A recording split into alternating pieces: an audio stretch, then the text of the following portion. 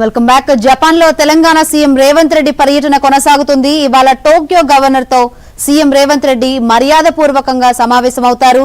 ఆ తర్వాత Indian embassy ఆధ్వర్యంలో పరిశ్రమల ప్రతినిధులతో భేటీ అవుతారు.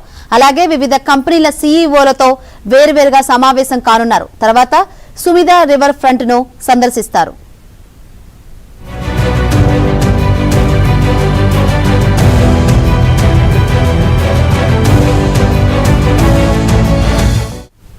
నిన్న టోక్యోలో మారుబేని కంపెనీ ప్రతినిధులు సీఎం రేవంత్ రెడ్డిని కలుసుకున్నారు.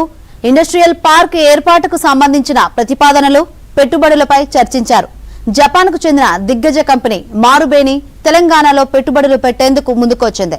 1000 కోట్ల రూపాయల ప్రారంభ పెట్టుబడితో ఫ్యూచర్ సిటీలో నెక్స్ట్ జనరేషన్ ఇండస్ట్రియల్ పార్క్ ను ఏర్పాటు చేసేందుకు సంసిద్ధత వ్యక్తం చేసింది.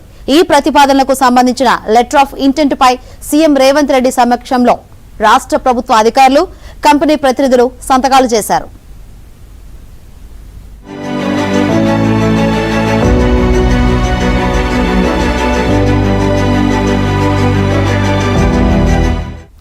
అలాగే తెలంగాణలో చేపడుతున్న పలు అభివృద్ధి కార్యక్రమాలకు నిధులు సమీకరించేందుకు నిన్న సీఎం రేవంత్ బృందం జైకా ప్రతినిధులతో సమావేశమైంది. న్యూయార్క్, టోక్యో వంటి అంతర్జాతీయ స్థాయి నగరాలతో సమానంగా హైదరాబాద్ నగరాన్ని అభివృద్ధి చేయాలని లక్ష్యంగా పెట్టుకున్నామని, తమ ప్రభుత్వ ప్రాజెక్టులకు ఆర్థిక సహకారం అందిస్తే టోక్యో నగరాన్ని మించిన అభివృద్ధి సాధిస్తామని జపాన్ ఇంటర్నేషనల్ కోఆపరేషన్ ఏజెన్సీ ఉన్నత స్థాయి ప్రతినిధులను ముఖ్యమంత్రి రేవంత్ రెడ్డి కోరారు.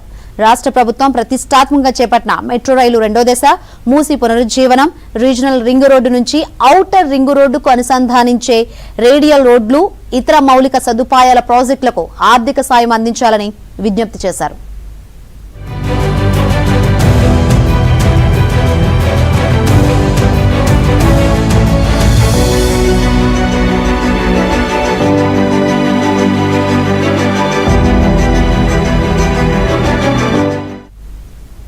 బులెటిన్లో మరో షార్ట్ బ్రేక్ తీసుకుందాం. Stay with us.